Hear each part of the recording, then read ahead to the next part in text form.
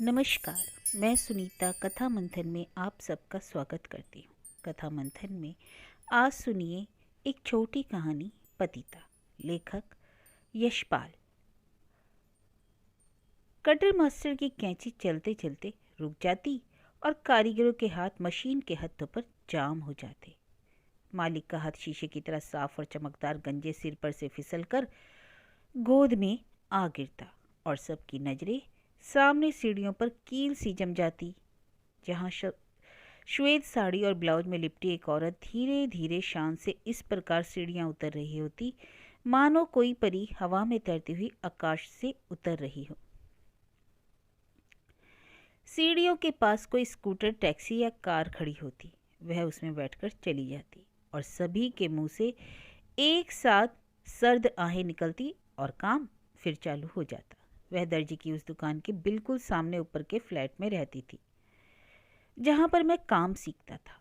शाम के 4 बजे के लगभग रोज यह ड्रामा दोहराया जाता। वह चली जाती और दर्जी की उस दुकान पर काम करने वाले 6 आदमियों के दिलों में आग लगा जाती। रस ले लेकर हंस हंस कर घंटों वे उसके विषय में गंदी अश्लील बातें करते रहते। मुझे उनकी बातें बहुत बुरी लगती। मुझे वह किसी देवी मूर्ति की तरह पवित्र, भोली और सुंदर लगती थी। मेरा किशोर मन यह मानता ही ना था कि वह कोई अनुचित काम कर सकती है। मुझे उन सब पर बेहद क्रोध आता।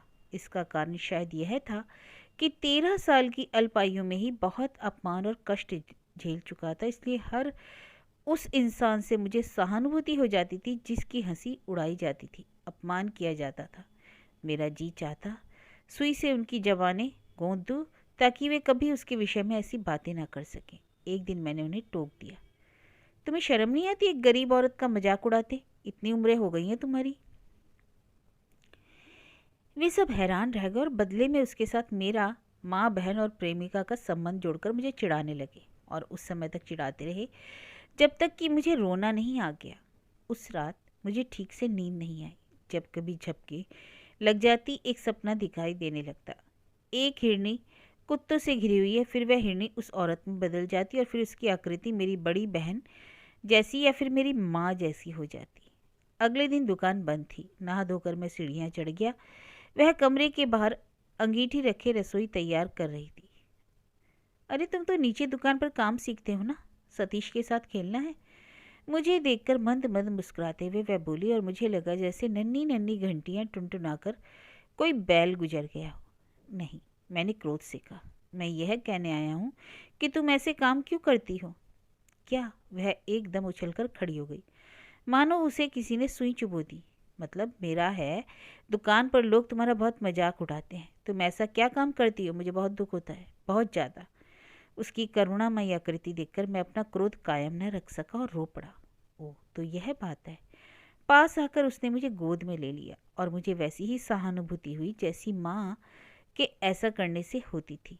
लेकिन मेरे नन्हे मुन्ने अच्छे बच्चे, तुम्हें दुखी नहीं होना चाहिए, और बिल्कुल नहीं। दुनिया का तो दस्तूर ही है कि वह पहले इंसान को कीचड़ में गिरा देता है और फिर उस पर हंसता है। तुम्हें अभी दुखी नहीं होना चाहिए, तुम अभी बहुत छोटे हो। दुखी होने को तो बहुत समय पड़ा है। जाओ अंदर जाकर सतीश के साथ खेलो। उसकी आंखें भी गीली हो आई थी। उस दिन खाना इत्यादि खाकर जब मैं सीढ़ियाँ उतरा तो बहुत खुश था, बहुत खुश, क्योंकि अब वह मेरी मौसी बन गई थी और सतीश मेरा छोटा भाई। जब कभी समय मिलता मैं वहाँ चला जाता। उसका छोटा सा कमरा हर समय इतना शांत, स्वच्छ और सुगंधित रहता था कि मुझे मंदिर की अनुभूति होती थी। वहाँ बैठकर मुझे हमेशा ऐसा लगता है जैसे मैं अपने घर में माँ के पास बैठा हूँ। स्वभाव से वह बहुत अधिक मृदु, करुणामयी और दूसरों के प्रति सहानुभूति रखने वाली थी। फिर भी लोग उसे क्या क्यों बुरा कहते थे, और बुरा कहते हुए भी क्या उसकी ललचाई सी नज़रों को देखते थे। छोटा होने के कारण मैं तब समझ नहीं पाता था। आज जबकि मैं सब कुछ समझता हूँ, मेरा दिल उसके प्रति और भी अधिक स्नेही, श्रद्धा और सहानुभूति से भर उठा है। दुकान का मालिक मुझे वहां जाने से रोकता, अपने गंजे सिर पर हाथ फेरते हुए कहता, देखो बेटा, वहां मत जाया करो, वह बंगाल का जादू जानती है, तुम्हें भेड़ बनाकर रख लेगी। शहर के कितने ही बड़े लोगों को उसने भेड़ बनाया हुआ है। मैंने तो वहां कोई भेड़ नहीं देखी, मैं हंसकर उत्तर देता। हाँ, यहाँ तुमने अवश्य 6 आदमियों को भेड़ बनाकर रखा हुआ है। उन्हीं दिनों मुझे माँ का वह पत्र मिला। बात यह थी कि बापू की बीमारी के समय हमने वोनेवाल के शाहुओं से कुछ रुपए कर्ज लिए थे। बापू की मृत्यु के कारण अभी तक हम वह कर्ज अदा नहीं कर सके थे। साहुओं ने 30 साल के अरसे पर हम पर 500 से अधिक रुपए बना दिए थे और एकदम वापसी का तगाजा आरंभ कर दिया था। और इस तगाजे के पीछे एक भेद था। बड़े साहू, जिसकी आयु 60 से ऊपर थी, उनकी दूसरी पत्नी का कुछ मास पहले देहांत हो गया था और वे तीसरी शादी के फिराक में थे और उनकी दृष्टि मेरी बड़ी बहन पर थी। यह सब बताने के बाद माँ ने पत्र में लिखा था, बेटा बेटा मैं बहुत उलझन में फंस गई। साहुओं को ना करती हूँ तो वे घर को कुरक करवा लेंगे और अपने हाथों मेरी बेटी को कुएं में कैसे मैं धकेल दूँ। पत्र पढ़कर मैं सन्न रह गया। पत्थर। जब होश आया तो मैं उसके सामने खड़ा था। पत्र पढ़कर उस पर भी वही प्रतिक्रिया हुई जो मुझ पर हुई थी। काफ़ी देर तक बुद्ध बनी उदास एक टक देखते हुए वह खामोश बैठी रही। फिर लंबी सर्द आह भरते हुए बोली, चिंता ना कर बेटा, भगवान सब ठीक कर देंगे।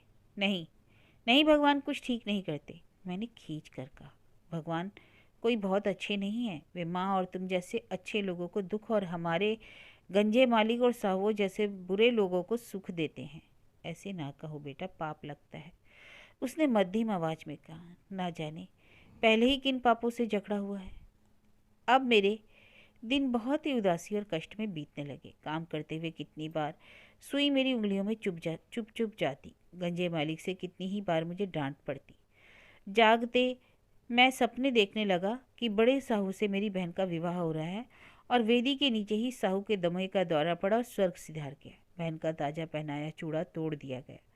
कभी देखता मैंने बूढ़े साहू की हत्या कर दी और पुलिस मुझे पकड़े लिए जा रही है। कोई 10 दिन बाद माँ का मुझे एक पत्र मिला। धड़कते दिल से मैं पढ़ने लगा, प्यारे बेटे, जीते रहो। आगे समाचार यह है कि तुम्हारी मौसी के भेजे 500 रुपये मुझे मिल गए। बेटा मैं नहीं जानती तुम्हारी ये कौन सी मौसी है, लेकिन यह तो मेरी सगी बहन से भी अच्छी है। चीरहरण के समय जिस तरह कृष्ण ने द्रौपदी की लाज रखी थी, उसी तरह इसने हमारे घर की लाज रख ली। अपनी भांजी को कुएं में गिरने से बचा लिया। बेटा उन्हें मेरी तरफ से बहुत राम राम सत कहना। कहना कि इस जन्म में तो क्या, जन्म जन्मांतर में भी हम उसका कर्ज नहीं चुका पाएंगे। तुम्हारी माँ। पत्र में कहीं कहीं कोई कोई अक्षर फैला हुआ था। शायद माँ पत्र लिखते लिखते रोई थी। मेरा मन भी रोने रोने को हो रहा था।